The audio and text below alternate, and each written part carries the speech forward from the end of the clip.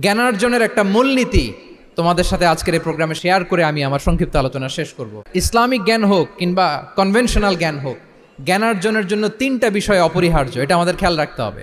এক নম্বর হচ্ছে বিনয়, দুই নম্বর হচ্ছে সফর, তিন নম্বর হচ্ছে সবর। এবার আমি জিজ্ঞেস করি, তোমাদের মুখ থেকে আমি শুনতে চাই, বলো জ্ঞানার্জনের জন্য অপরিহার্য বিষয় কয়টা? এক নম্বরে বিনয়, দুই নম্বরে সফর, তিন নম্বরে সবর। এই তিনটাই লাগবে। বিনয়ী হইতে হবে, ডাউন টু আর্থ হইতে হবে। বিনয়ী না হলে, মুতাওয়াদে না হলে আল্লাহ তাআলা এলেমের নূর দিয়ে ওই ব্যক্তিকে ধন্য করেন না। বিনয়ী হইতে হবে।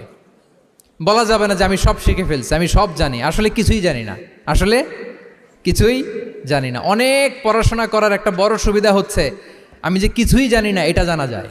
যারা অনেক পড়াশোনা করে, গভীর জ্ঞান অর্জন করে, অনেক পড়াশোনা করার একটা বড় ফায়দা হচ্ছে যে এটা জানা যায় সব শেষে যে আমি কিছুই জানি না। আবুন নাওয়াস একটা চমৎকার কবিতা লিখেছেন। উনি বলেছেন, ফাকুল্লিমা ইয়াদ্দাঈ ফিল ইলমি ফালসাফাতান হাফিজতা শাইআন ওয়া গাবাত আনকা আশিয়াউ।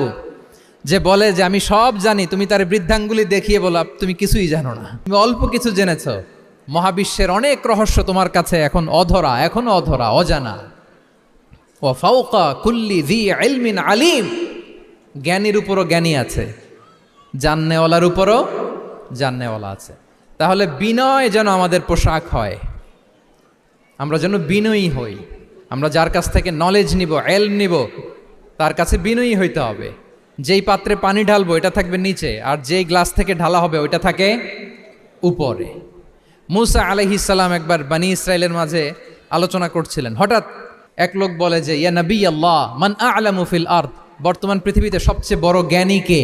তো মুসা আলাইহিস সালাম বলে ফেললেন, আনা, আমি সবচেয়ে বড় জ্ঞানী। এটা ভুল বলেন নাই, কারণ যাকে আল্লাহ তাআলা ওহির জ্ঞানে ধন্য করেন তিনিই তো সবচেয়ে বড় জ্ঞানী। তো আল্লাহ তাআলা এই রেসপন্সটা, এই আনসারটা পছন্দ করেন না। আল্লাহ তাআলা চাচ্ছিলেন মুসা আলাইহিস সালাম যদি বলতো যে আল্লাহই ভালো জানে বা আল্লাহু আ'লাম, আল্লাহই সবচেয়ে জ্ঞানী, এটা আল্লাহ পছন্দ করতেন। তো উনি যখন বলে ফেলছেন আমি, আল্লাহ বলে, না মুসা, তুমি যে বলে ফেললে আমি সবচেয়ে বড় জ্ঞানী, তুমি তো সবচেয়ে বড় জ্ঞানী নও, তোমার চেয়েও বড় জ্ঞানী আছে। শুনে তো মুসা আলাইহিস সালাম অবাক, কি আমার চেয়েও বড় জ্ঞানী কোথায়? আল্লাহ বললেন, ইযহাব ইলা মাজমাইল বাহরাইন, দুই সাগরের মিলনস্থলে যাও, ওখানে আমার এক বান্দা আছে ইসমুহু খাদির। ওই খাদির, যারে আমরা বাংলায় খিজির বলি আর কি, এই খিজির তোমার চেয়েও জ্ঞানী। আল্লাহু আকবার। আপনারা সূরা কাহাফের তাফসীর পড়লে জানতে পারবেন। গেলেন, নৌকার মধ্যে বসা, হঠাৎ একটা চড়ুই পাখি এসে সাগরের পানি খাচ্ছে। অনেক, to make the long story short, বড় স্টোরিকে আমি ছোট করে বলছি।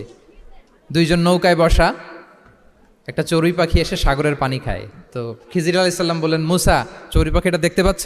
মুসা আলাইহিস সালাম বললেন, হ্যাঁ দেখতে পাচ্ছি। চড়ুই পাখি যে পানি খেলো এইমাত্র, এটা দেখেছো? হ্যাঁ দেখেছি। পানি খাওয়ার কারণে চড়ুই পাখির চঞ্চুতে, মানে ঠোঁটে যে একটু সাগরের ছিটে ফোটা পানি লেগেছে, দেখেছো? মুসা আলাইহিস সালাম বললেন, হ্যাঁ দেখেছি। তো খিজির আলাইহিস সালাম বললেন, এই যে সাগর থেকে, মহাসাগর থেকে পানি খাওয়ার কারণে চড়ুই পাখির ঠোঁটে সামান্য সাগরের ছিটে ফোটা পানি যতটুকু ঠোঁটে লেগে আছে, এটা হচ্ছে তোমার, আমার আর মহাবিশ্বে আমরা যারা আছি সবার জ্ঞান। আর এই পড়ে থাকা মহাসাগরের পানি হচ্ছে আল্লাহর জ্ঞান।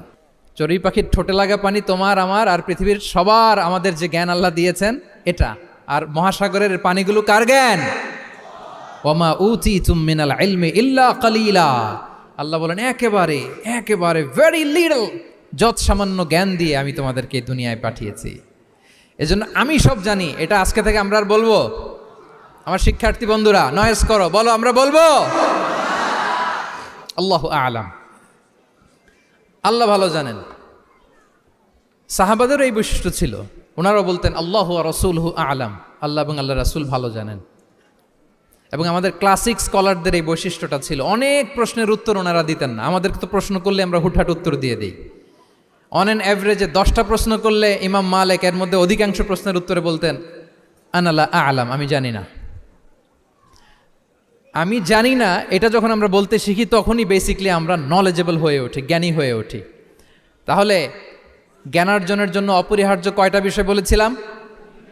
মনে আছে না? ঘটনা শুনতে শুনতে কয়টা মোট? এক নম্বরে বিনয়। আমরা বিনয়ী হব। আওয়াজ করে বলি, আমরা কি হব? আমরা বিনয়ী হব।